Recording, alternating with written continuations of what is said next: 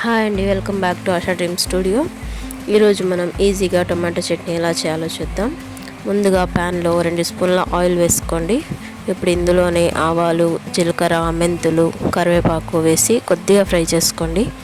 ఇప్పుడు ఇందులోనే ఒక 1/2 కేజీ టమాటాలని కట్ చేసి వేసేసి ఇందులోనే ఉప్పు, కొద్దిగా చింతపండు, 4-5 వెల్లుల్లి రెమ్మలు వేసి బాగా ఫ్రై చేసి కాసేపు మూత పెట్టి ఉడికించుకోండి. టమాటాలన్నీ బాగా మెత్తగా అయిపోవాలి. ఇలాగా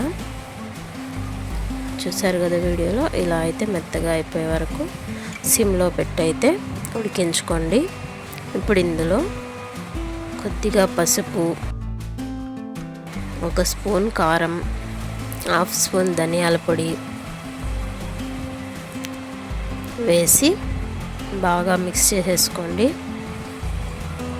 ఇప్పుడు దీన్ని పూర్తిగా చల్లారేంత పక్కన పెట్టేసి తర్వాత ఫైన్ పేస్ట్లా గ్రైండ్ చేసేసుకోండి.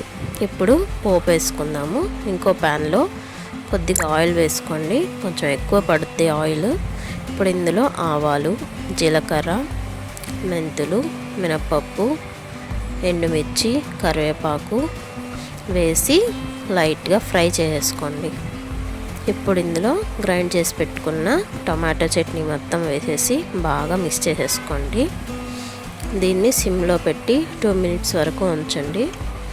ఇలా ఆయిల్ మొత్తం పైకి తేలిన తర్వాత స్టవ్ ఆఫ్ చేసేసుకోండి. ఇంతే అండి, టమాటో చట్నీ అయితే రెడీ అయిపోయింది.